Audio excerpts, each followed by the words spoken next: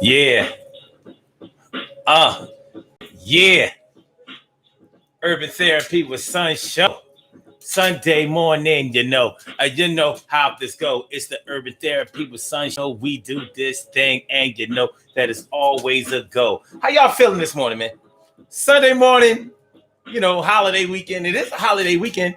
A lot of y'all may have forgotten that it was a holiday weekend because, people haven't really been able to go out and do the things that make them put their stamp on the summertime. And in this case, the end of the summertime, but it's going to be all right. Don't worry about nothing because it's going to be all right. You keep the game tight. Yes, it will. All right, so that's how we doing it. Listen, this morning on this 6th of September, we are talking about what it means to be growing up fast. This is the Urban Therapy with Sun Show, and we're going to talk about what it means to be growing up fast. See, a lot of times what we think about when we talk about somebody growing up fast is we talk about them or we think about them having to get into a whole lot of stuff, a whole lot of adult situations, but not just adult situations, negative adult situations where they have to take care of themselves. They just got put out of the crib and the health is in question, doing a whole lot of things, having a lot of babies, doing all what? You know what I'm talking about? When you have told somebody or heard somebody say that somebody was growing up fast, or when you told somebody to slow down, stop trying to grow up too fast, you know that you was trying to tell them not to get into too much trouble before they get into it, but they on the double. And they was on the bubble. They was on the bubble or the cusp, but trying to be grown, but they wasn't ready to make it on their own. But speaking of making it on our own, some of us did have to try to make it on our own at a very young age, which meant that we had to grow up fast, baby. We had to grow up fast, baby. You know the deal now. Hey, yo, how y'all feeling, man? Count Chamberlain, mi favorita, is all up in the place. Always real. Never a disgrace, never displaced. Hold on. I'm dropping this good stuff. Y'all know I'm taking the mushroom pills, baby. Genius mushrooms. So let's get to it. Hold on. Let me go ahead and down my mushroom pill. You know what I mean? Before we do this intro. Look. That was a 3-piece. They say you're supposed to take 3 a day. And it's like a 30-day supply. So Urban Therapy with Sun 752. This is the Urban Therapy with Sun show. We do this every Sunday morning from 11 a.m. till around 12:30-ish. And the reason that we say 12:30-ish is because sometimes it gets so heated that we just have to do a little OT on a Sunday. And it is a Sunday, baby. You know, hot, fun time, summer in the city. And what we're talking about this morning is what it means to grow up too fast. I am your host, Sun 752, aka Omar with the. And if you can't say Omar with the, well, then you just say Omar with the R. This is the Urban Therapy with Sun show. This is the show where adults come out and play with other adults. We laugh, we cry, we argue, fuss, and fight, go back and forth with each other. Bust it up, baby. We play on the sliding board, push each other up the sliding boards. We push each other on the swings. We go on the merry-go-round, play in the sandbox. We be climbing the monkey bars.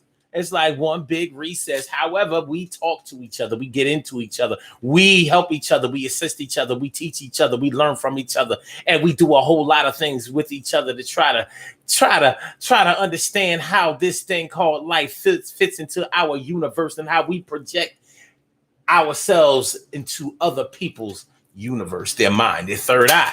So this is the Urban Therapy with Sun show. Today, on this September 6th, we are talking about what it means to grow up fast. What it means to grow up fast. You won't last. What it means to grow up fast. Or how you grow up fast, you won't last. What it means to grow up fast, it won't last. What it means to grow up fast, it won't last. What it means to grow up fast. They say when you live fast, you die fast. That's what they say. But what does growing up fast mean? What does growing up mean? You know, we know what it feels like to be an adult. This is an adult show. We deal with adult situations. Emily Dunlap in the house. I said it. Emily, how you feeling, ma? And also T. Carey Wright, looking all sunny and bright. I'm glad to see you coming through your game tight. And Annette Davis, the number one, is always fun. We used to do them heights, you know, when we got done. And yeah. So we're talking about what it means to grow up fast on this pre-Labor Day Sunday. Yeah, I mean, Labor Day. This is like Labor Day Eve up in this place. But anyway, yeah, growing up fast. We probably all know somebody that tried to get older, wanted to be older, was getting into all kinds of crazy situations way before their time. Way before their time.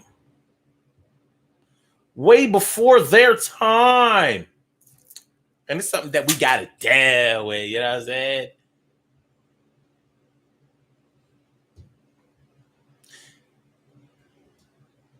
It's something we got to deal with. And so we're going to deal with it. Growing up too fast. Maybe we have children that tried to grow up too fast. Maybe we ourselves tried to grow up too fast. We wanted to be part of that fast life. We saw older cats. Maybe we were influenced by the older cats that lived around the way, or our brothers and sisters, or maybe we had aunts and uncles that were not so much older than us, but older than us. You know, most of us have an auntie or uncle, you know, that may have only been about either 8, 9, 10 years older than us, which is a significant number, but that's not old enough to be your mother or dad. So they treated you more like a baby brother or a baby sister. And they may have been the ones that taught you how to drink. They may have been the ones that taught you how to smoke weed, introduce you to a little bit light drug sales. You know what I'm saying? You may have had an older aunt or an older uncle or an old head, somebody who called themselves taking you under their wing, and they was teaching you kind of like all of the wrong things, but they wouldn't let you do the wrong things away from them. Like, yeah, you can drink and you can smoke and you can sniff a little coke when you around me, but no other time. See, smoke, drink, sniff a little coke when you around me, but no, you can't choke with none of those other friends because y'all ain't ready yet. Need me around to make sure y'all steady. Make sure that you don't try to OD and go crazy. Nah, not without me. And yes, that's irresponsible, but they may have been the ones that may have been directly responsible for you growing up too fast. Getting out of high school, dropping out of high school, trying to grow up too fast. Maybe you got your first job. Maybe you got your first after school job and you said, the hell with school. I don't need this school. Maybe you had children when you were very young in your teens. 13, 14, 15, 16. And maybe you had to drop out of school because of that. Now, I ain't going to front. When you start having children, when you start procreating, I'm not going to deny that, yeah, you are kind of growing up fast because you have to. You have to. Now you have to be responsible for a whole nother person.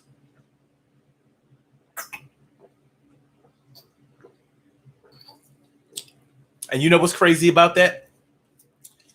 When you have children, when you're a young teenager, you may not have even been responsible for taking care of yourself. You may not have even been built, trained, groomed, prepped, prepared to take care of yourself. You know, it's a crazy situation when you start having children and you don't even wash your own clothes yet. Yo, holla if you hear me. You're having children that you have to buy diapers for, clothes for, feed, and provide a roof overhead. And you don't even do that for yourself yet. And many of us, not us like meaning me, or maybe you, but many people who had children when they were young never had a chance to take all of this stuff into consideration because y'all was just doing the grown-up thing, having sex, doing the nasty, letting them put their head in, He put the head in, he put the body in, he put the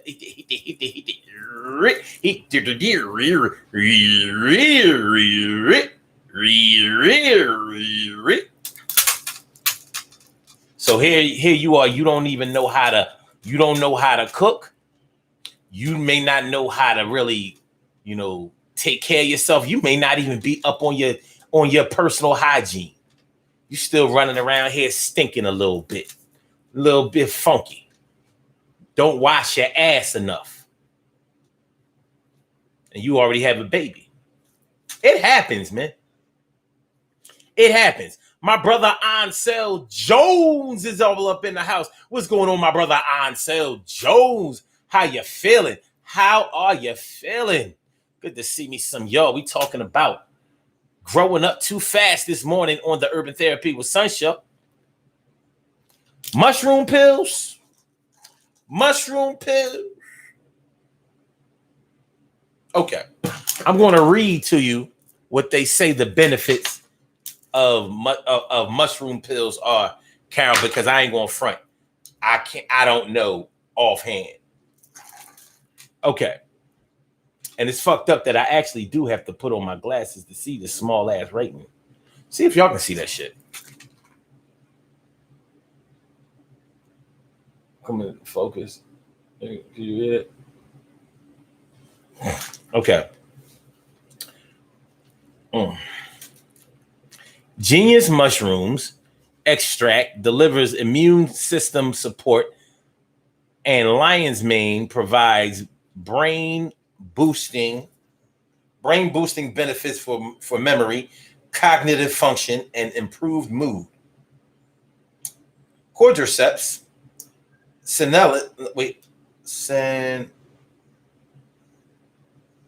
senescence will help elevate your energy levels naturally via ATP production and increase oxygen utilization, aerobic capacity, and athletic endurance.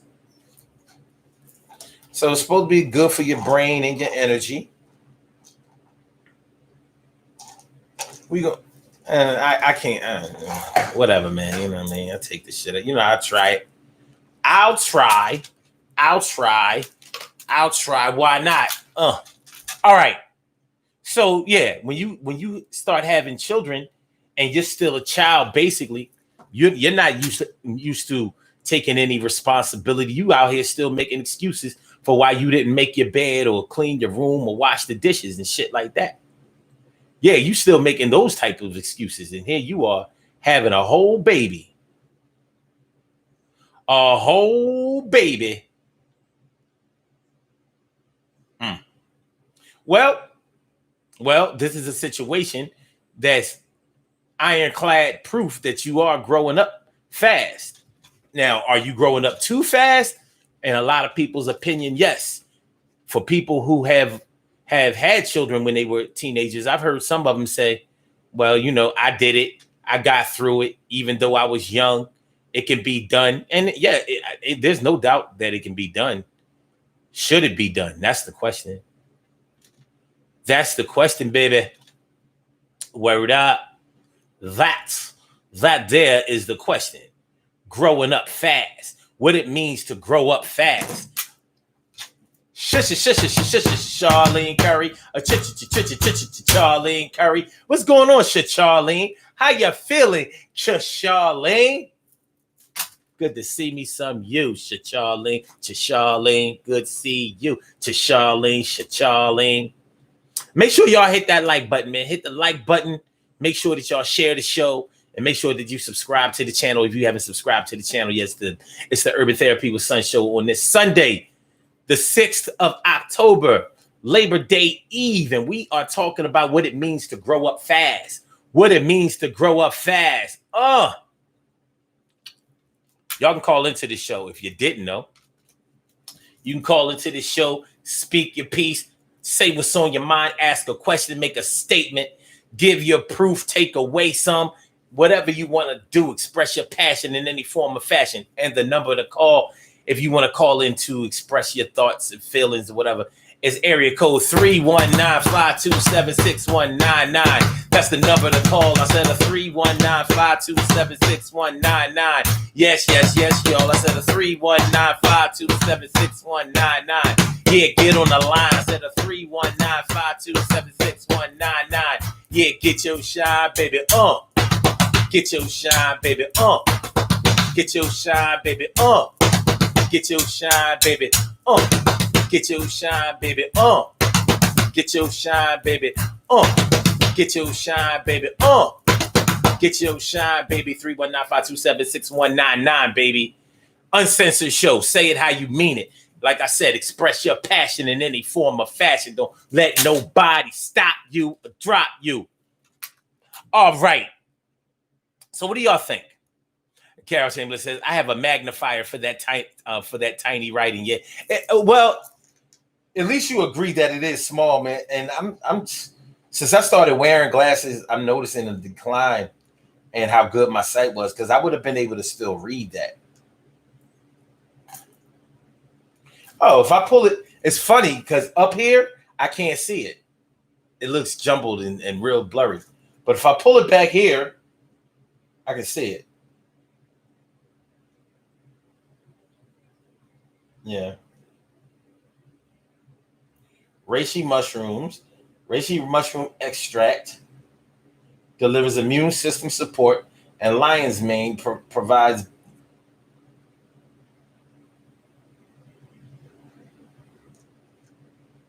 something breathing. This is bad. Okay. Anyway, we're talking about growing up fast. Oh, you know what? Before we really get into this thing, I want to give a shout out to the white dude yesterday at the supermarket that sold me his food stamps. I went to the market yesterday with my mom. You know, we had some errands to do. You know, we had some running around to do. You know what I mean? I took old girl.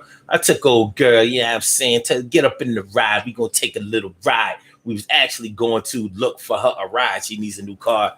So, you know, she's on it. And she's like, listen, my friend has a son who says he has a car lot over there, and I need you to take me there, son.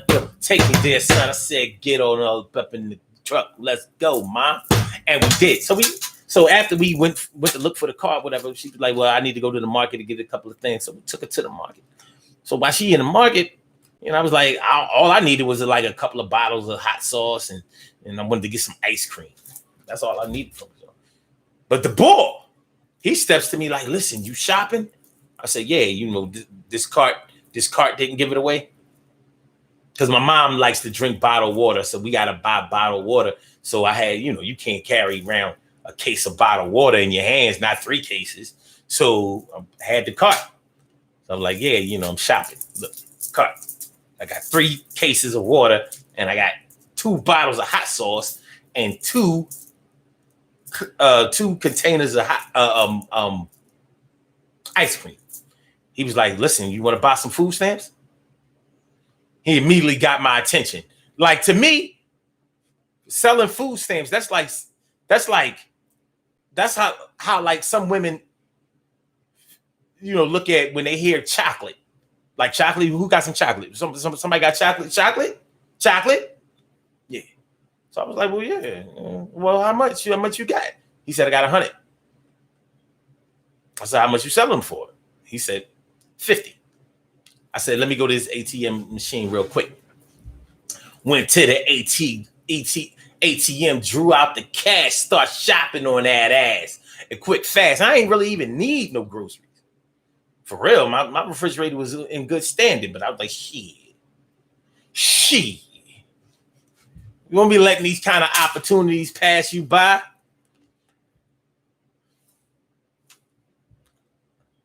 Carol Chamberlain says, I can't ever get lucky like that. Listen, I don't normally no, I have before. I've gotten lucky like that before, but I was like, dang. The white boy, I ain't never buy no food stamps off a white guy. I'm like, damn, the world is changing. And he followed me around the whole store while I'm, you know, loading up my cart.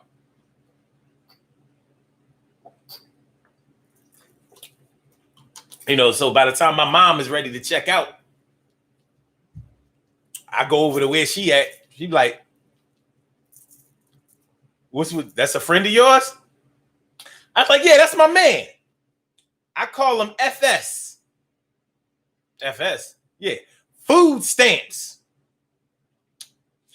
His initials are EBT. He got EBT in the SNAP program. Oh, yeah.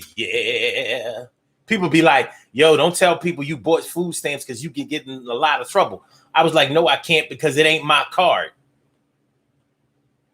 And I didn't use the card. He did. He read his card. He paid for mine. And when I was in the line, yo, the cashier knew the time. She was like, yo, let him go ahead and pay for mine. Yeah. Like the cashier knew exactly what time it is. All right. Because I went over the limit. I was supposed to get 100. I wound up spending like 140. I was like,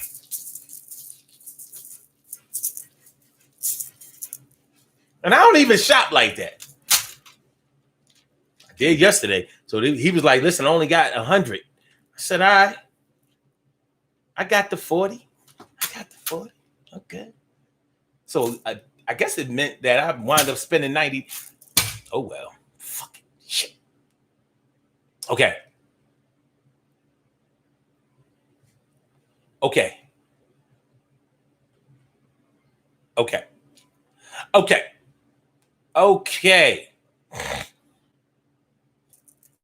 So TK Wright says, also, if you're tired of a lot of experiencing.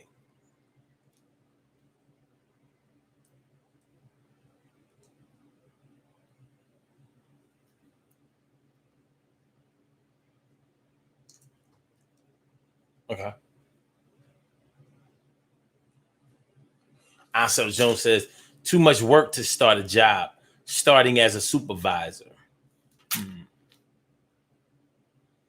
Got to hook up at the job. So, yeah, we're talking about what it means to grow up fast. And unfortunately, we normally associate it with negativity. You growing up fast, you selling drugs, you running from the law, you having children young, you're not going to school, you're getting in trouble, you're taking unnecessary chances, you're putting your health at risk, you're putting your freedom at risk. These are the things that we say about growing up too fast. You're being irresponsible out there sexually. You just sticking in whatever, you act like you can't get pregnant or get knocked up. And what happens? You act like you can't get burnt, contract a sexually transmitted disease or get pregnant. And you absolutely can. And it normally winds up happening that way. You contract a sexually transmitted disease and you get pregnant, or you get somebody pregnant, plus you dripping and burning and itching all over the place. That's what happens when a man gets burnt.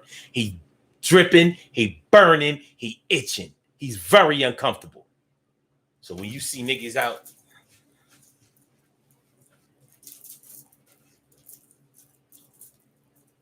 yeah, he ain't get them pills yet. He gotta go see the doctor. But he was out there sticking like nothing could happen. It happens. Emily says, man, I was just thinking about chocolate yesterday. Been a minute since I had some, but today is on. I hear you. Annette Davis says, how did you know the money was on that card? What made you trust him? It was his card. I'd never touched the card. He followed me around in the market and he paid for it. I didn't have to pay for nothing. I didn't touch no card and nothing. There's no way I'm going to take somebody's card that I met at the joint and use their shit. So yeah, he paid for it. So we tallied up all of the shit. He took his card, he swiped it, that was paid for, put it in the cart. The other part that was left over, that was mine. That's the way it works. But I do miss the days when you would get the actual stamps. You know what I mean? All of this having to go back and forth with your food stamp connect. If you have one, like all this pick up and delivery. Or should I say drop off, return. Stacy Green is in the house. What's going on, Stacy Green? Miss Green is all up in here. Good to see me some you. Word up. Thanks for coming on through. Emily says, Omar made a friend. No, I ain't make a friend. I don't even know his name. And I don't expect to ever see him again. But I got me some food. Food on the cheap. That's friendly enough for me. Word up. Annette says, Emily says, Annette, sometimes you just have to trust. And it may be his appearance or the way he spoke. Nah, he didn't. He looked mad shady. He looked mad shady to me. You know, he was probably on drugs, but he was patient enough to wait for me to finish shopping because I wasn't rushing. You know what I'm saying? I bought shit that I wouldn't normally buy because of the price. I can afford any groceries that I want, but I'm cheap. I'm very cheap when it comes to food. You know why I'm cheap when it comes to food? Because you eat it. It's gone. It's not like it's going to last. You got to eat the shit. I'm buying perishables. And you know what he said to me? Because I'm buying Honeycrisp apples. I'm in the organic section. I'm looking at I'm sizing up the organic section like, yo, you could tell not enough people be buying this shit because this shit ain't right.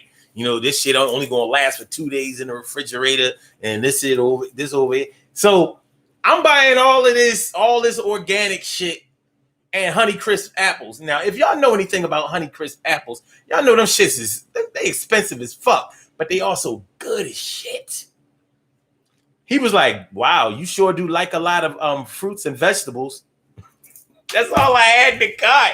You know what I'm saying? I did buy a little bit of meat, you know what I mean? But for the most, we was all in the produce section. I wouldn't have bought all that shit if it was my money, even if it was my food stamp money. I gotta make it last. But since my refrigerator was on good, I was like, all right, fuck it.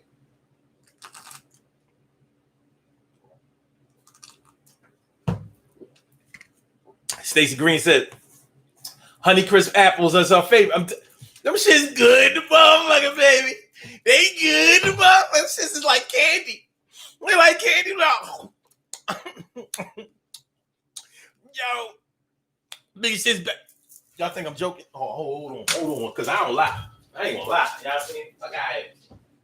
I'm whooping shit. Yeah. Y'all know. Man. Hold on. See? I tried to told y'all. See that Honeycrisp apple? Oh, it got the label on this shit. Yeah, bam. See if it come into focus. Honeycrisp. Hold on. Come on, come into focus.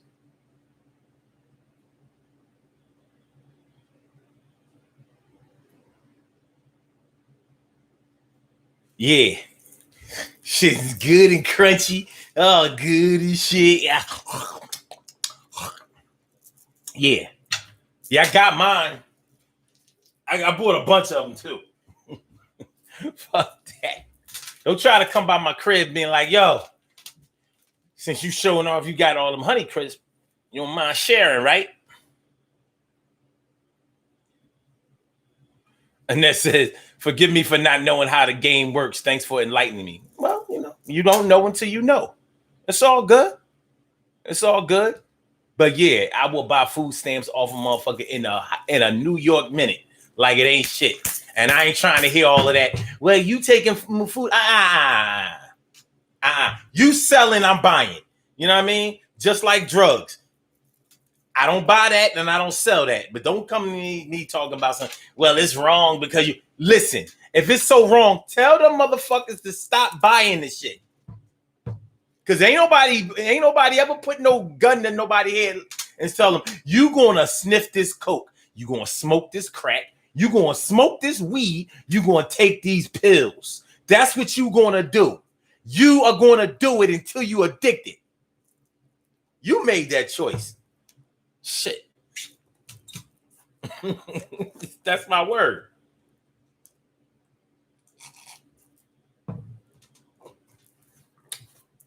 But one thing is for sure, most of the dope boys selling that shit was growing up too fast. They was growing up fast. Now, you know, when you have to start taking on responsibilities that a young person really shouldn't be taking on, that is a form of growing up too fast. But are you growing up too fast by your own on your own volition, or are you growing up too fast because the circumstances of your home life warrant that you have to start learning how to take care of yourself? I don't know about y'all, but I knew a lot of people, and I grew up with a lot of people whose parents were on drugs. Now, I don't know if you've ever been in a home where drug addiction was rampant, but let me tell y'all a little something about what it's like to grow up in a home where there's drug addiction. Now, in my home, I didn't grow up like that, but in a lot of homes that I have visited and even stayed in, there was drug addiction. Drug addiction is all about there never being enough money for the things that you really need, whether it's food, whether it's clothing, whether it's recreation, whether it's educational items. The money just isn't there because because the energy of that money and the bulk of that money is being allocated towards buying drugs. That's the long and short of it. Many times children don't get the attention that they need, the guidance that they need, the tutelage that they need, because drug addiction is sucking up all of the positive energy. So you'll find children, young adults, that have to become like fully grown adults because they don't have money, they don't have time, they don't have resources, they don't have a parent there that is doing and performing their parental duties. That's what's going on, and it's tough.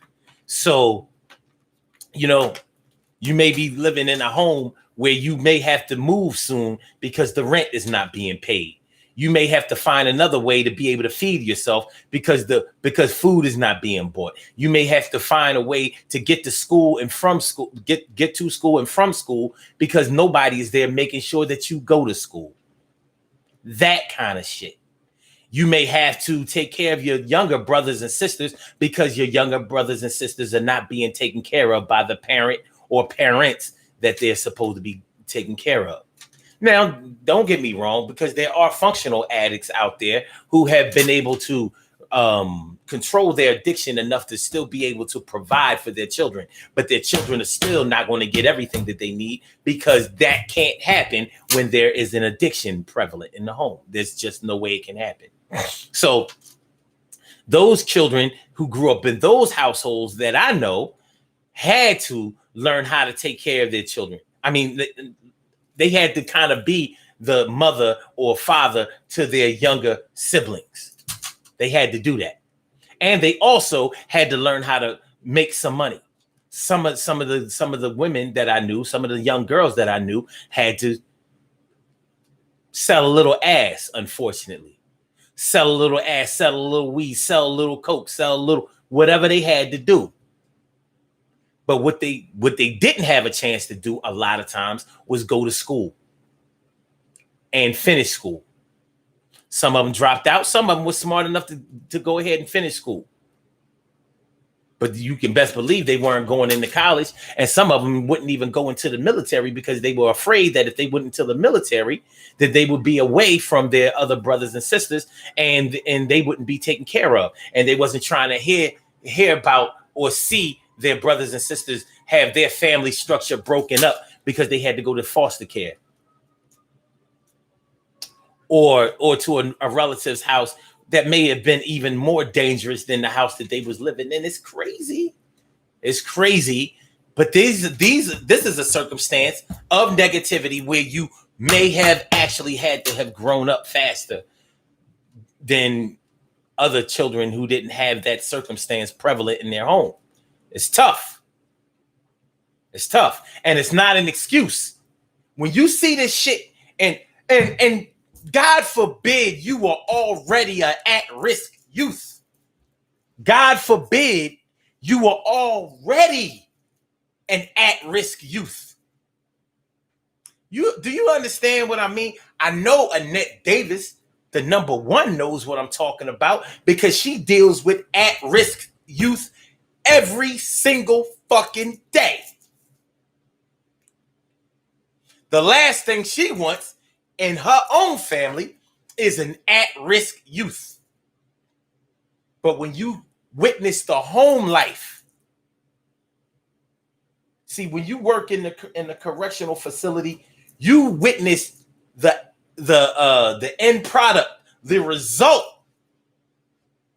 of a negative home life. But when you get into those homes like I had and you see it, and you like, because I saw it personally and I saw it professionally.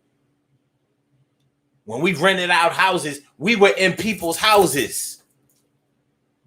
I've heard conversations between men and women and children that nobody would ever hear outside of that family. I heard it. I heard shit. I've seen shit that you would have never seen. So that's why I speak from a perspective that's a little bit different than others. I've seen and heard some shit that other people just don't see. Me and social workers have a lot in common. However, with a social worker, you're going to watch the things that you do and say to a certain degree. With me, they didn't watch what they did or said because who the fuck was I? I wasn't nothing but somebody who was fixing something or arranging for things to be fixed in the home. So they just say whatever the fuck they wanted to say. And they did whatever they did. So like I said, my perspective is a little different. I'm not smarter than anybody, but I done seen some shit. I've been exposed to some shit that most people have just not been exposed to. They haven't seen it. On the internals, when you hear people's conversations like a fly on the wall, they're not filtering anything because of you. It's different.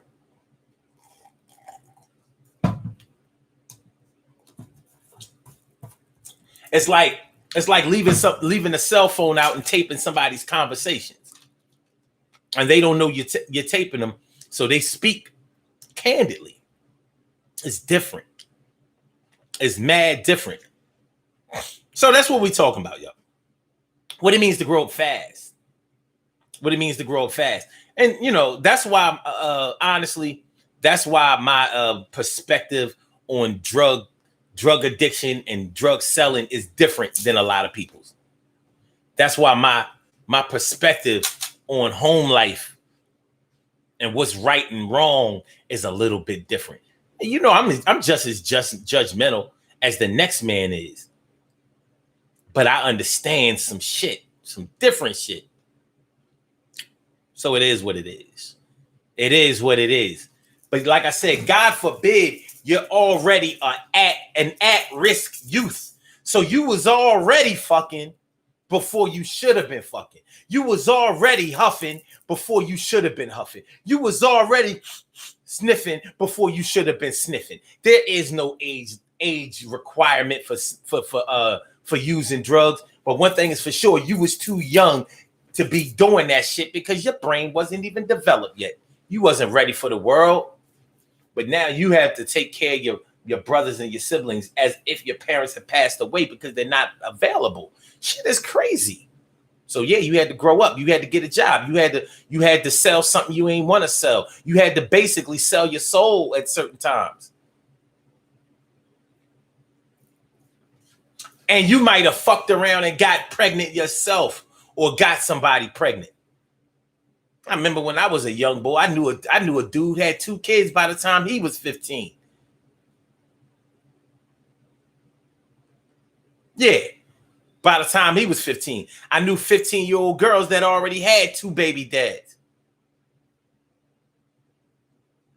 How about 14? Yes. Now, hearing me say it, it's like saying that, like I grew up in the projects or a hellhole or something like that. No, but I visited. You can't unsee what you saw. You can't unhear what you heard. Just can't do it. Okay. And he says, I'm getting me some mushroom pills. Been wondering what I needed from being tired a lot. Need more energy. I don't know. Good luck.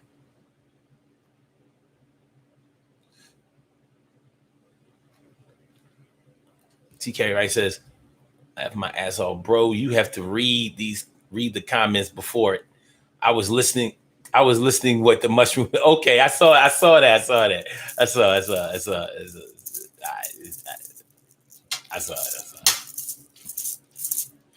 My bad.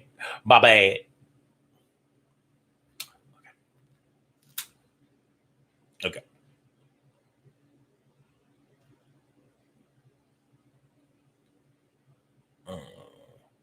Oh, Emily says, I know, not a real friend.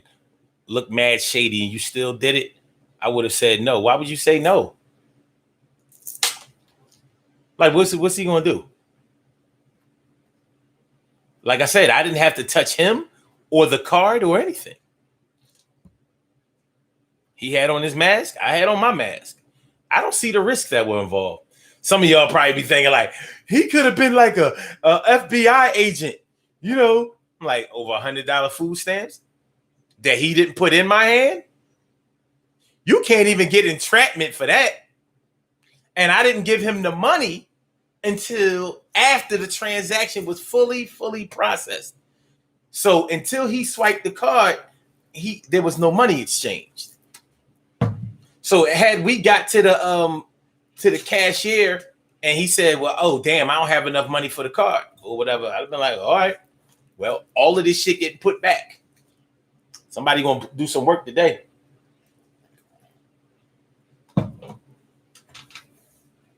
TK Wright says, even at $90, you still save 50. Show did. Show enough. Emily says, and I buy stamps, but not from anybody, and always call the card to verify before giving my money. Let me tell you something that happened to me back in the day, Emily. My man, and you know what? My man, he battled addiction. He battled that crack. He battled the crack back and forth. It was tough. But one time, he sold me some food stamps. It was only like $30, $35 in food stamps. He was like, oh, give me $12 for it.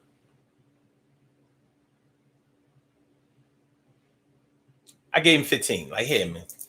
He was like, the money is on the card. Go ahead. Call it. I called. The money was on the card. But my ass didn't go right to the store. I let the card simmer. Let the card simmer for a few days or whatever. When I went to go use that card, there wasn't no money on that card. And this was a friend of mine, but he was in his addiction. So I lost $15. And I saw him again after that. I'm like, yo, what the fuck? Yo, man, you burned me on this fucking card? He'd be like, no, I don't know what happened. Fucking crackhead. What are you going to say? He has finally gotten himself together. Moved to Texas. He's married now. You know what I'm saying? Seeing him now, he's my friend on Facebook. He fucked around and found me on Facebook. Like, I wasn't mad at him. That was my man. But he was on, what you expect from a crackhead? People's expectations of a crackhead be too high. He was growing up fast. Actually, he was my old head.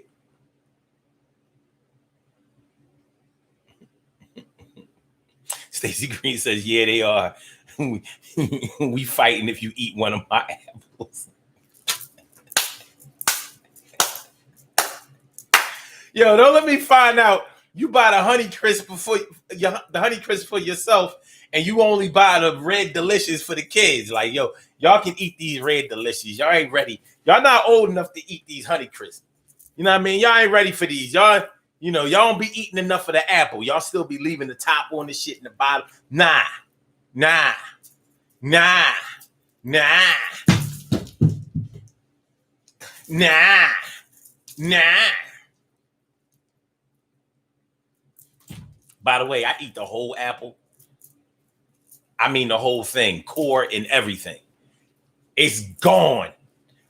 And when I used to eat apples, when I used to catch the subway to work, and I would eat my apples when I was going, going to work, riding to work. So I'd be eating the apple, and the apple would be gone. I remember this one kid looked at me eating the apple. He was like, yo, he ate the whole thing. I just looked at him and laughed like, yeah, I know you ain't used to that shit.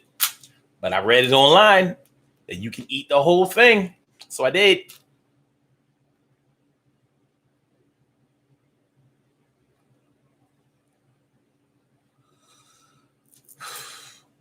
And that David says, these children that abuse drugs have a hypothetical gun to their head. It's called neglect, abuse, and other things. Well, that doesn't make you use drugs. It doesn't. It doesn't make you. No one can make you use drugs. They can influence you to use drugs, but you start using drugs to get happy and high and happy. As a young teenager, you don't have problems that you need to go away or that you think are going to go away by drug use. You're normally introduced to substances by friends. Like, yo, man, just try this shit. I'm telling you, it's cool. After that, yeah, it gets worse. Stacey Green says, I don't have no kids. My daughter, 31. That's still your kid. Have you seen the way these 30-year-olds be bitching when you don't give them something? Have you seen them? You got a millennial daughter? You seen the way they act? Only thing worse than a millennial is a goddamn Generation Z. Them Generation Z kids is woo, woo, woo, woo, woo.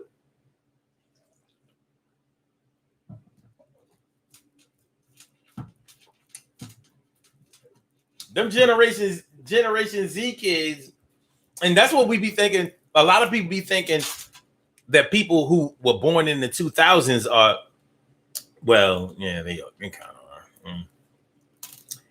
The millennials were born from 81 to like, I think it was 2000 and no, 81 to like 1990 something. This is them Generation Z kids. They woo.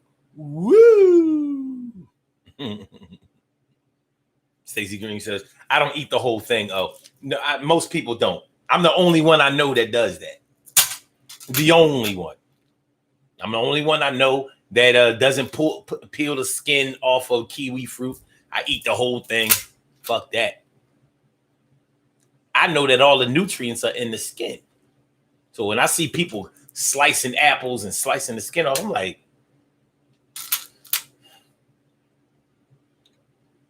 and then David says, I was talking about children 9 to 10 years old. Omar is sad. Yeah, but that's what I mean. When I say growing up fast, yeah, you using drugs that young. And I know people who claim to have taken care of themselves since that age. Oh, I've been on my own since I was 8 years old. I'm like, what the fuck you mean? On your own where? What do you mean? And some of them have been fronting, and some of them have, for the most part, been telling the truth. Imagine that. You 9 years old, 10 years old, fifth grade, unless you flunked. So you in the fourth grade. And your home life is so fucked up that you got to find a way to survive. You have to find a way to food, clothe, and house yourself at that age. You a baby.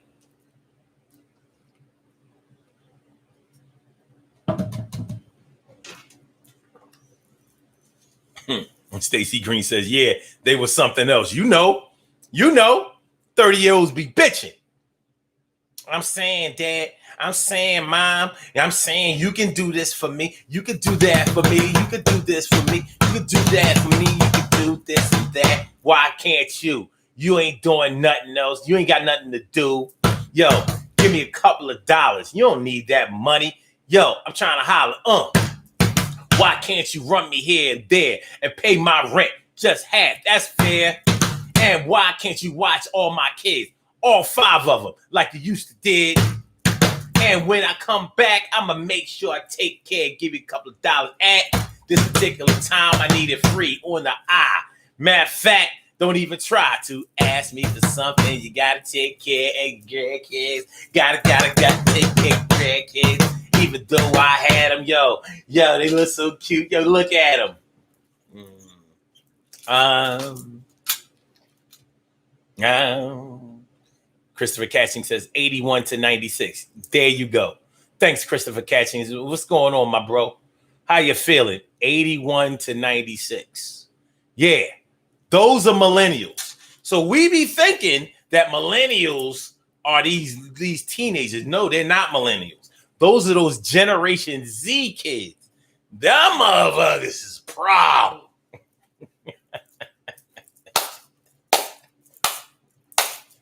Yeah, they are off the chain. That's my word. They are off the cheesy. But it's all our fault. Because we gave birth to those Generation Z kids. They are our problems. They're our babies. Yeah. So whatever lessons that we failed to remember, we passed it off on them. So if they're growing up too fast, that's our fault. Because those of us who were teenagers in the 80s, it seems like we forgot all of the lessons that we had to learn.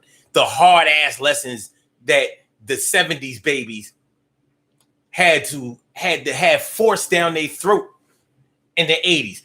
I don't understand. If you was a teenager in any part of the 1980s, how the fuck do you ignore the problem of race relations when all through the 80s that shit was mushed in your face and you couldn't fucking escape it?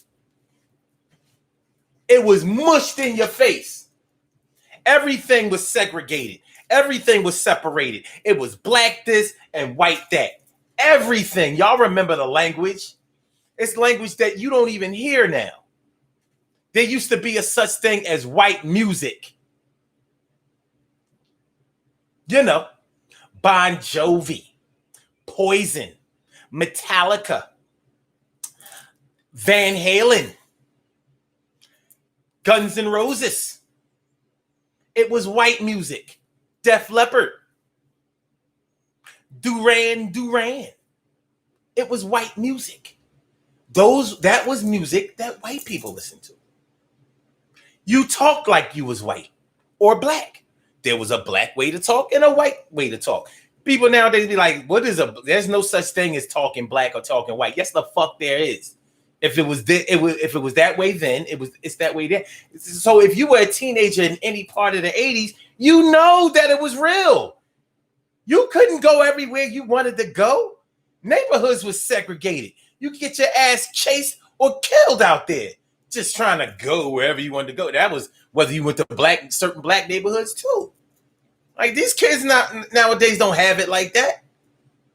But all these cats running around here acting like Donald Trump perpetuating this racist society out here and this white supremacist attitude like they don't know what it is. Well, when did you forget? When have the times been so docile, so friendly, so cordial that you forgot those lessons? Shit. You know, like I said, it was white and black everything. We had white and black TV shows. You know we did. We still kind of do, but back then we absolutely did. So, yeah, I blame myself and my peers for whatever these Generation Z cats are doing. Because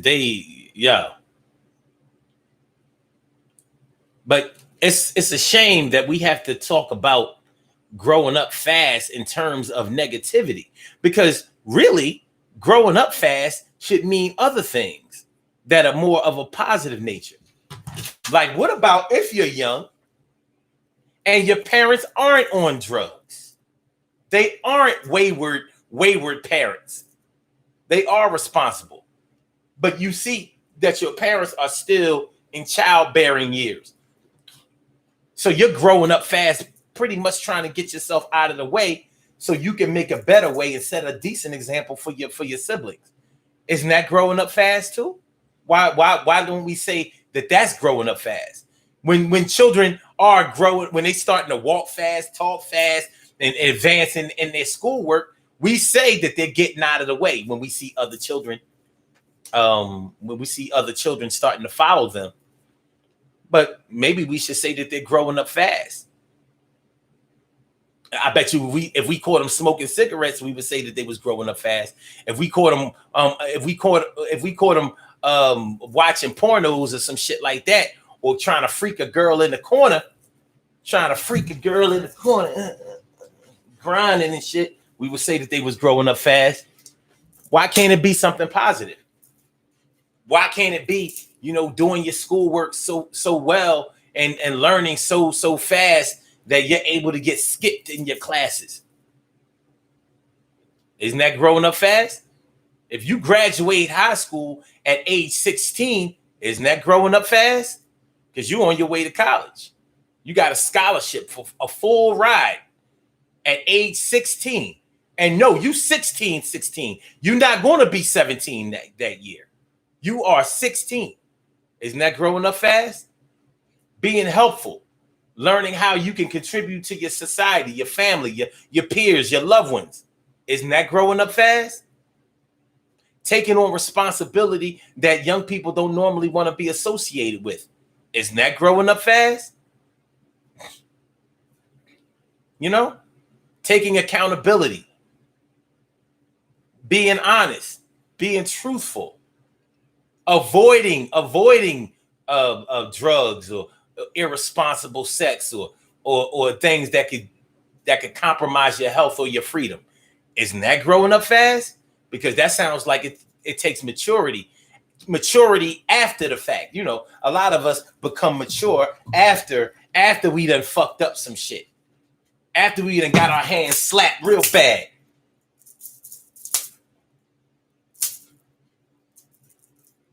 But wouldn't that be growing up fast? Stacy Green says, and what's up, Shirley Shore, the world's most precious and greatest pearl in the world? Shirley Shore, the world's most precious and greatest pearl in the world. What's going on, man? It's good to see me some you. Annette Davis says, I didn't believe it until you did it on video. You talking about me eating a whole apple? I don't listen, man. Okay.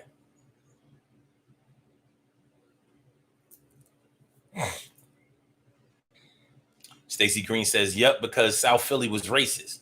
You know what else? It wasn't even just South Philly. It was South Philly. You couldn't live in Kensington back in the day. Like anybody would want to live down that dirty, nasty ass shit. But they would chase you out of there. You can't even live in their ghettos.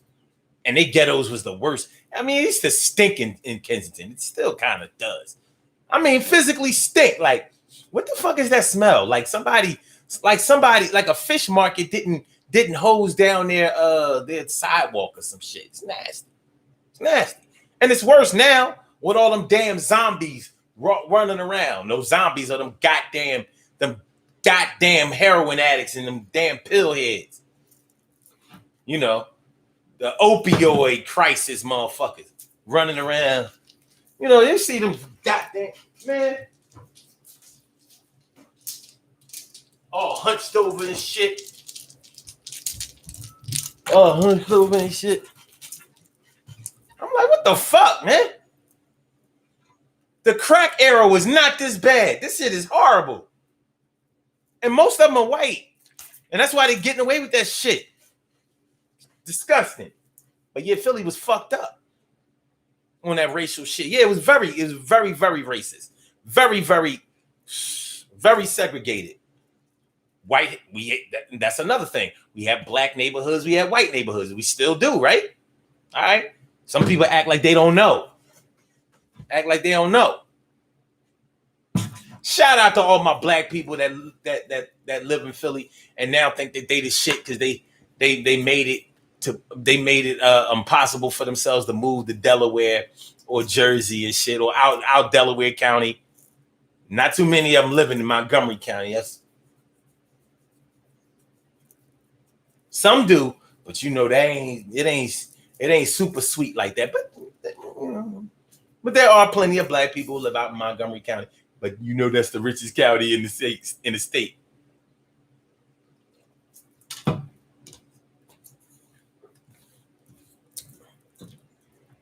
And that's the richest county in the state in Pennsylvania and Maryland. Montgomery County in Maryland is also the richest county in the state. All right. And then David says, my daughter is very mature for her age because her siblings are grown and she is surrounded by adults most of the time. Yeah. She got that old soul. You know what I mean? You got that old soul in her. You know, you had her, later on in life. So she already has all of that adult energy from birth. And then on top of that, her siblings are old enough to be her parents. So, you would think in a situation like that, it would be hard to be a child, and that she would have to grow up fast. It's not necessarily the case. Now, when we talk about being a child, we talk about when we were kids and all of that, and we talk about the innocence of youth and what it was like when we was kids. Like many of us believe that as a child, you shouldn't be exposed to certain things. Some of those things I agree with, and some of those things I'm a little on the fence with, because I'm like I've been told that a child should never know if their parents are struggling financially. I'm like, how the fuck are they going to not know that? When they ask for something and then they can't get it, what do they think? It's just because they were bad? What if they wasn't bad?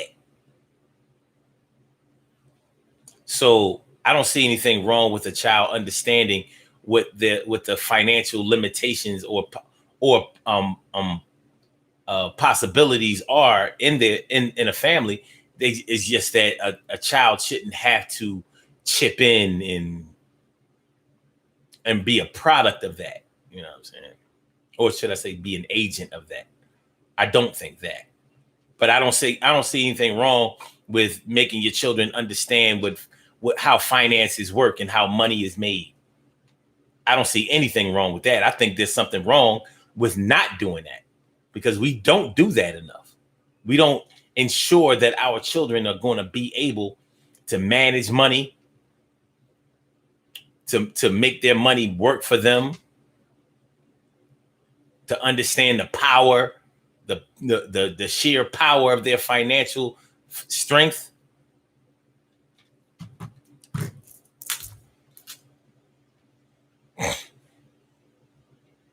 Stacey Green says, you see that black guy who they found hanging in that park in South Philly recently?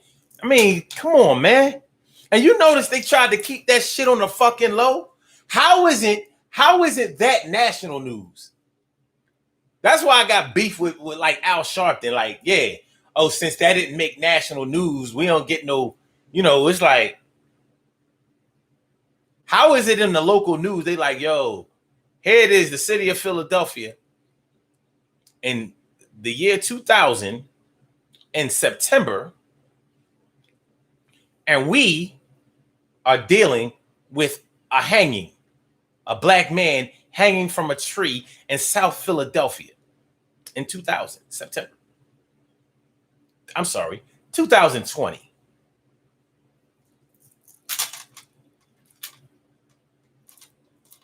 So unless you are George Floyd or Breonna Taylor, no riding for you. You small change. You ain't getting you're not garnering any press.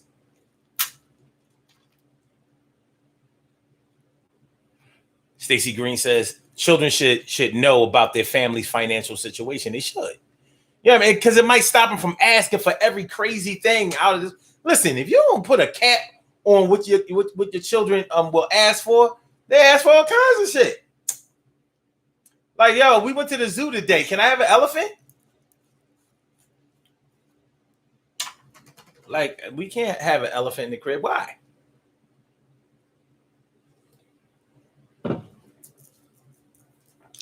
It's not set up that way. Well, can we move to Africa? Because I know you can have elephants over there. I want to play with elephants. And no, not my fat uncle with the big nose. Carol Chamberlain says, I never let my kids know I was struggling and struggling. I did what I had to do to get what they needed. There's nothing wrong with that. What I'm saying is they need to understand. They don't have to know that you are fucked up. What they need to know is what is appropriate to ask for and what isn't. Just like when a lot of kids went to the market with their mom and they putting all kinds of shit in the damn cart. I don't care how much money you have. You ain't gonna spend it all at the market. Ain't nobody trying to do that. Yeah, Stacey Green, an elephant. We went to the zoo today, Dad. Can I have a baby elephant? And you know how it is when you love your kids and shit. You get to thinking about it like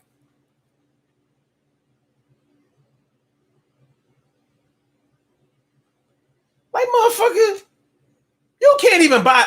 You don't have enough money to buy a Benz outright. You talking about getting an elephant? Where are you going? What kind of crib are you going to put a down payment on that has enough land on it to house an elephant? I mean, I ain't gonna front. Elephants are dope.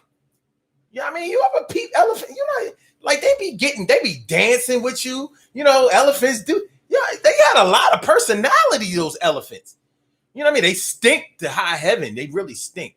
But you know, when you get cool with an elephant, you be like, yo, this joint, it's like almost better than a dog. They are super cool. But I know these motherfuckers eat something else besides peanuts.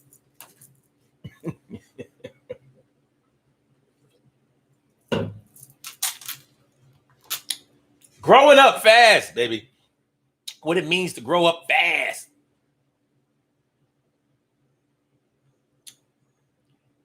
Your husband says, Carol, right?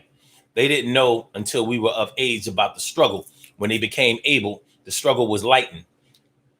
I'm so proud of all my children. That's what's up. Carol Chamberlain says, put Ben Crump in there too. He gets high profile cases and hasn't won one yet. Yo, I'm convinced that Al Sharpton is an agent. Ben Crump is an agent. Ben Crump gotta be an agent. They always going to go get his ass when we have a black case to lose. He lost Trayvon Martin. He lost.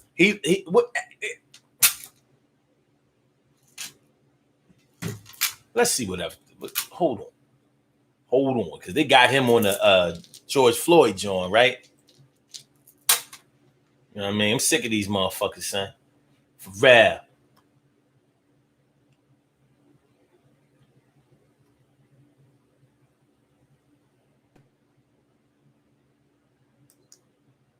What high-profile cases has Benjamin Crump litigated?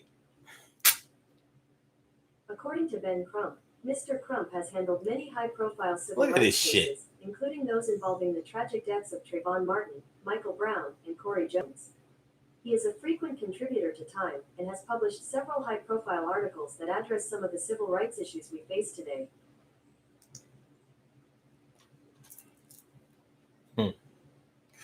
Crump gained national renown representing the families of Trayvon Martin and Michael Brown. In both cases, he won civil judgments, while Martin's shooter in Florida was acquitted, and Browns in Ferguson was never charged. So he'll get you money after the fact.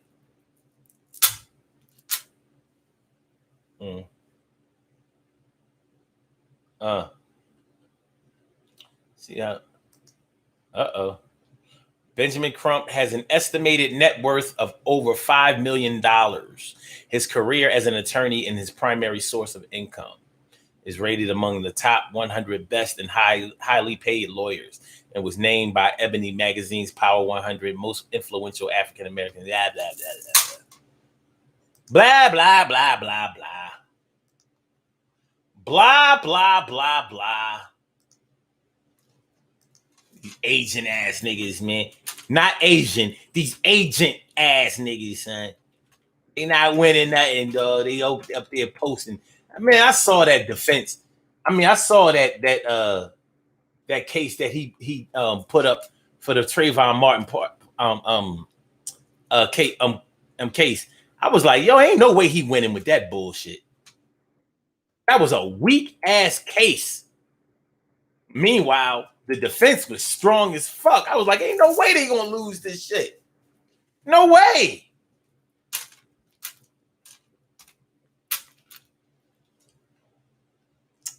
Queen Matu Mayini Monica is all up in the house. How you feeling, Ma? It's good to see me some. You. Thanks for coming through. Yes, it's good to see you.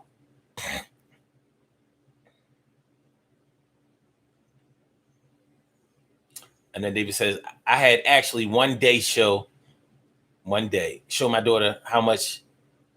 Oh, I had actually one day showed my daughter how much I made and showed her my bills. And she was like, oh, I understand. Wow, you went in, huh? You went in, huh? Like, look, mommy make this much. We got to spend this much. But guess what? Everybody still come to mommy for this much. Because they think she has this much. I know how it be.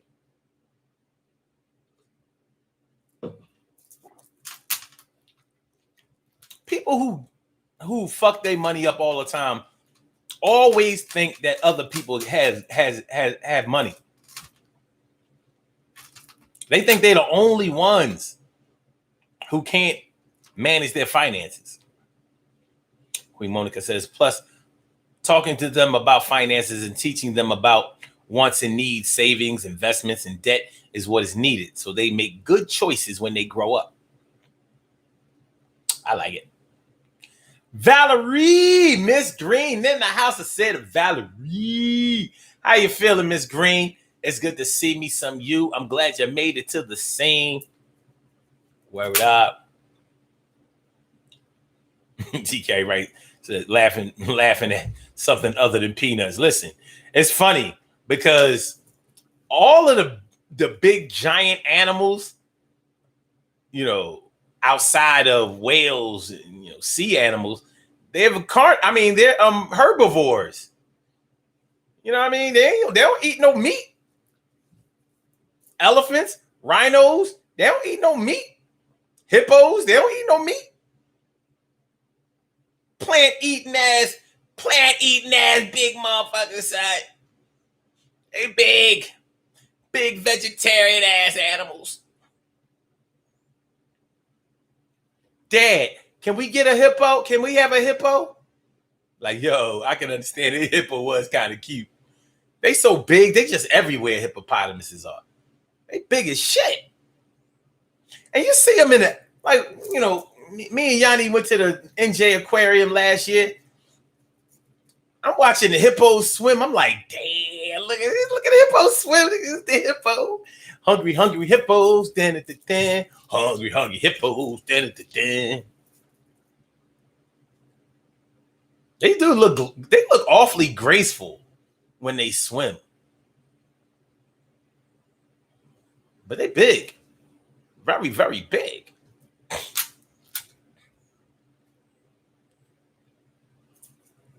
Stacey Green says, they are agents for the people who manipulate the masses. Word up. Carol Taylor says, that's what I'm talking about. He got money and they got no peanuts, no peanuts, no conviction.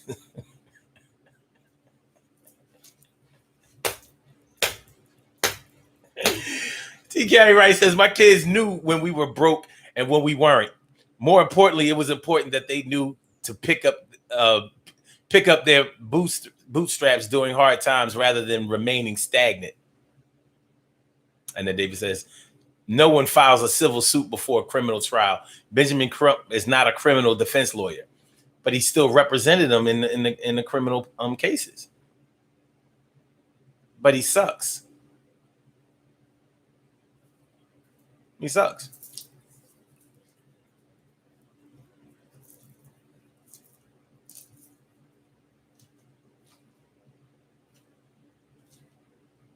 If he was only the one who fought in the civil cases, he wouldn't be popular. He wouldn't be well known. Motherfuckers want justice, not money. They want justice.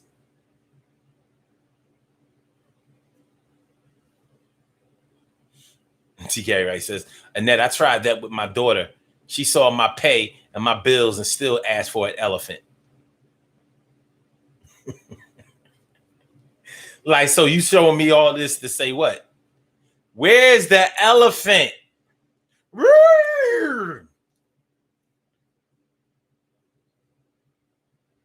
We need to buy an elephant. Stacey Green says humans used to be herbivores. Yeah, we did. We need to go back to being a herbivore. I be doing a little herbivorian. I do a little herbivorian.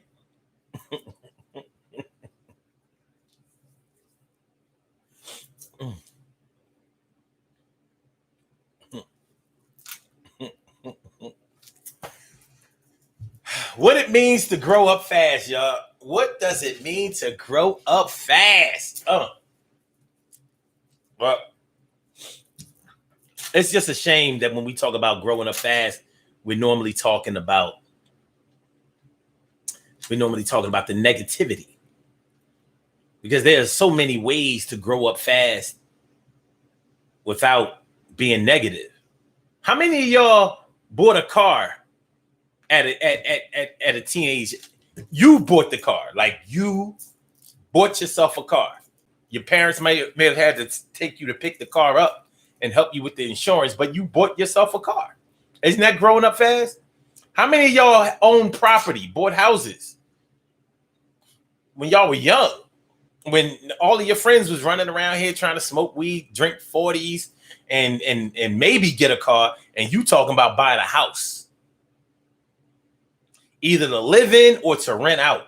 You was already thinking in terms of finances at a young age. Isn't that growing up fast? And you didn't want just one house. I can get this house, flip the house, or I can take this house, rent out the house, get another house, rent out that house, have an income coming in. Or start a business. How many of y'all started businesses at a young age? Teenager. Hustling. Isn't that growing up fast? I think it is. Learning how to sustain yourself, take care of yourself financially. That is growing up fast to me. That sure is a lot more mature than having to ask your mom for something all the time, or trying to shirk or reject or escape your responsibility and culpability for certain things.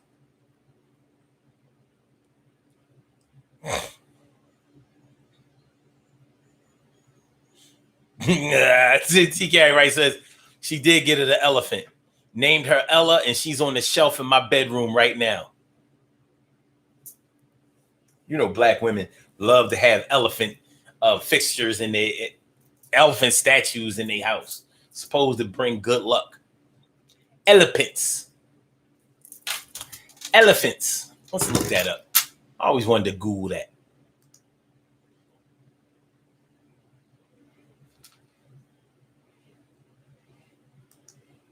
Are elephant statues good luck? According to Amazon.com, the elephant is associated with Buddha and the Indian deity Ganesh and can be used to symbolize power, wisdom, strength, protection of the home, fertility, and general good luck. Many feng shui practitioners believe that elephants should have their trunks facing upwards to represent prosperity, good luck, and success.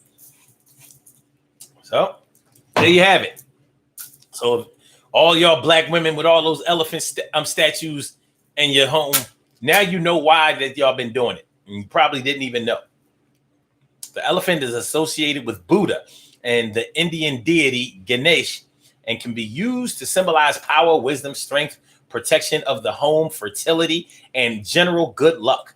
Many feng shui practitioners believe that elephants should have their trunks facing upwards to represent prosperity, good luck, and success. I'm sounding like a horse. Oh, that's more elephantish.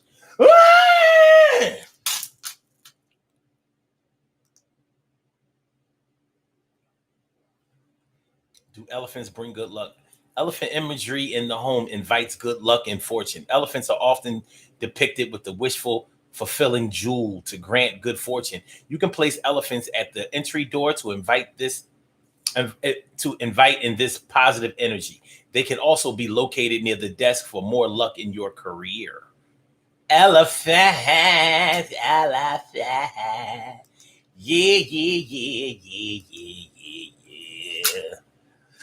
The beauty I could not see, Cherry. Thanks for coming through. Appreciate me some you.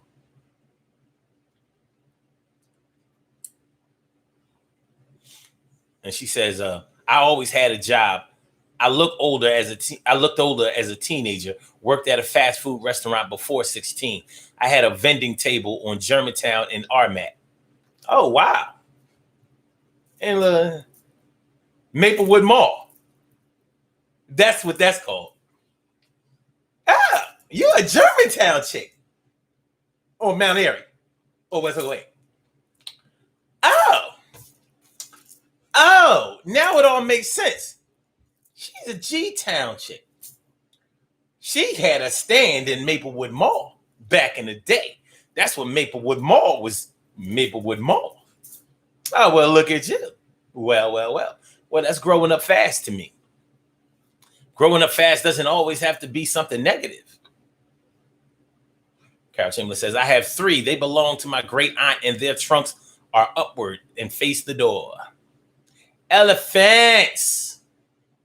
T. Carey Wright collects them. Outside front door. Man, I want to, listen, these kids out here want real elephants, yo. You know what I mean? They want real elephants, yo. Gotta get real elephants, yo. I said, it's all good, though. We about to get up out of here in a minute. But yeah, man, when we talk about growing up fast, it doesn't always have to be negative. Of course, there are some things about growing up fast that are negative. Get the fuck out of here. Hold on.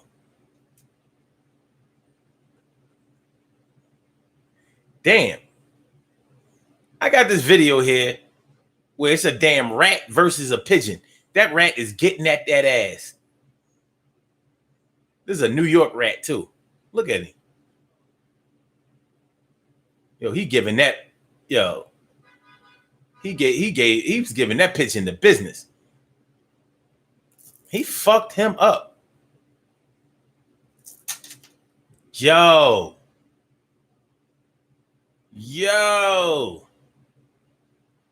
And the other pigeons ain't helping? Damn, son. 10 seconds. That's a bad look. But ain't nobody gonna help that pigeon. You got a bird that nobody likes, and most people ain't going near no rat. People think rats are like mighty, just letting it all hang out. Yeah, that pigeon fucked up. That rat is going to finish him off. This is terrible. This is horrible. It's horrible.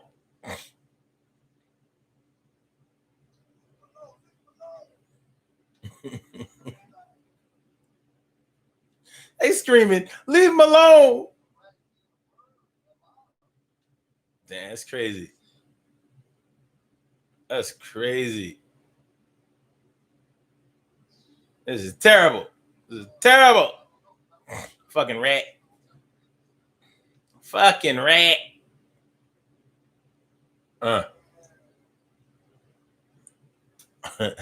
This is the illest shit.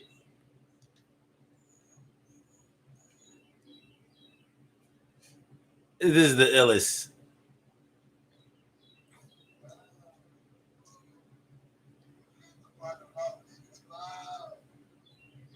All right.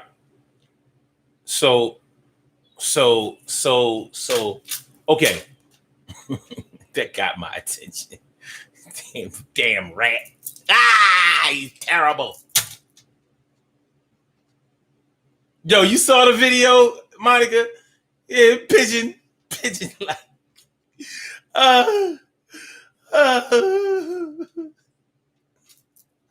damn. Fucking rat. Now, normally birds take up for each other. They sold out. They straight sold out. It's terrible.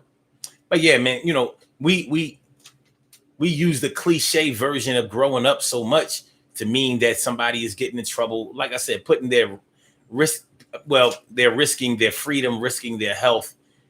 But it's not always that situation. And we need to give a little bit more honor and respect to the youth, to our youth that are doing the better things. I don't want to say the right things, but they're doing the better things. They're doing the more progressive things. They're doing the more productive things. They're doing the things that are going to ensure that their future is secure in a positive way, rather than just rolling the dice or throwing the ball on a roulette wheel and hoping for the best. So I want to give a shout out to those youth.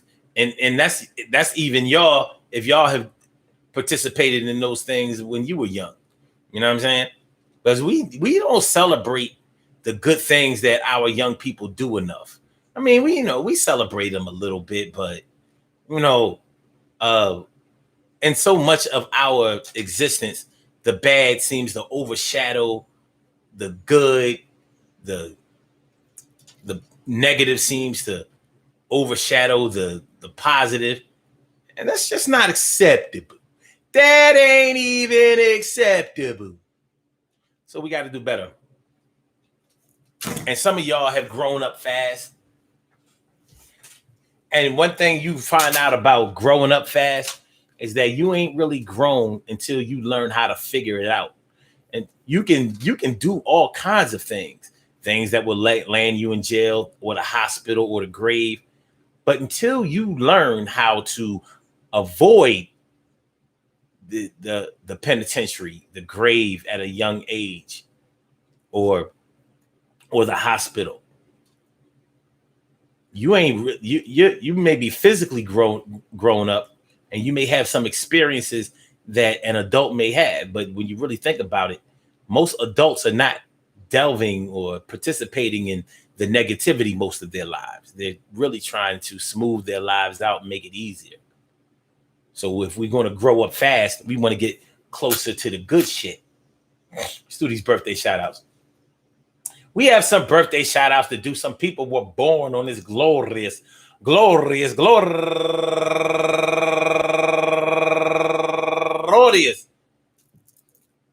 September 6th, and they deserve to be acknowledged. So let's go about our business of acknowledging them and making them feel special, because they are special, because they are special, because they are S-P-E-C-I-A-L. They are S-P-E-C-I-A-L. They are number one out the box, Mo Harmony. Happy birthday to you, Mo. And also Lameli Lopez. Happy birthday to you. And Kelita Key turning 33 years old today, and Latanya Singleton, turning 35 years old today, and Patricia Hudson, turning 55 years old today, Deuce Nichols, and Blesta Chelsea Ghanaian, turning 53 years old today, and Brenda Robinson, turning 58 years old today, and Natalie Henderson, turning 37 years old today, and Apollo QC Gladiator, turning 41 years old today, and last but not least, my cuz, living up there in Milwaukee, Wisconsin, Milltown, stand up all day, every day. That would be my girl, Gabrielle Humphrey. Happy birthday to you, Gabby. I want to say happy birthday to all of you and anyone else out there who shares this birthday on this glorious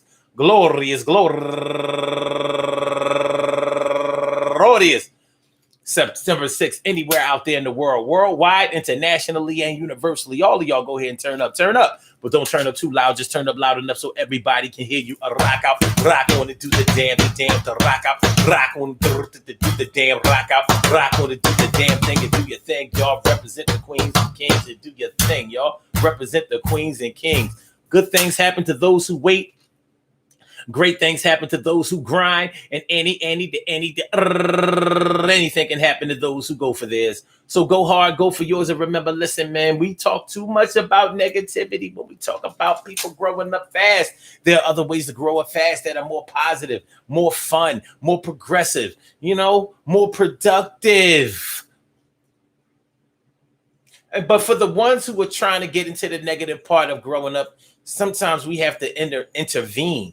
We have to get in the way and show them that, listen, being an adult, growing up ain't all that. It's side.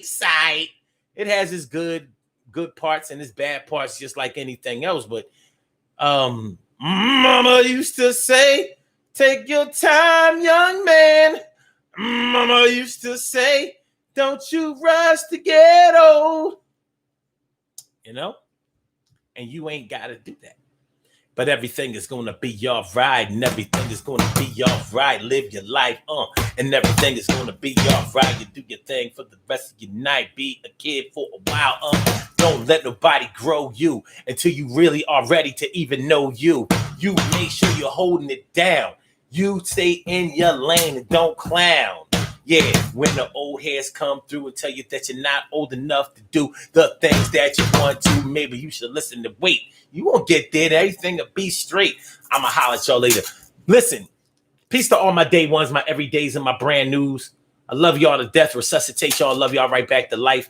I hope y'all enjoyed listening to the show as much as I enjoyed broadcasting it to y'all. We will be back tomorrow at 7 p.m. Eastern Standard Time, even though it is Labor Day. I don't know, man. I might fuck around and do the show early, but if I do, I'll let y'all know. Anyway, I said anyway. Yo, I said anyway. Yo, get with y'all later. Let me get Blog Talk on up out of here. I'll get back with y'all. Make sure y'all hit that like button, though, y'all. Make sure y'all hit the like button if you haven't hit the like button yet. Make sure that you share the show if you haven't shared the show yet. And make sure that you subscribe to the channel if you haven't subscribed to the channel yet. Do you understand? Yeah. I'll get with y'all later, man. Peace. It didn't end. What happened? Okay, now we go.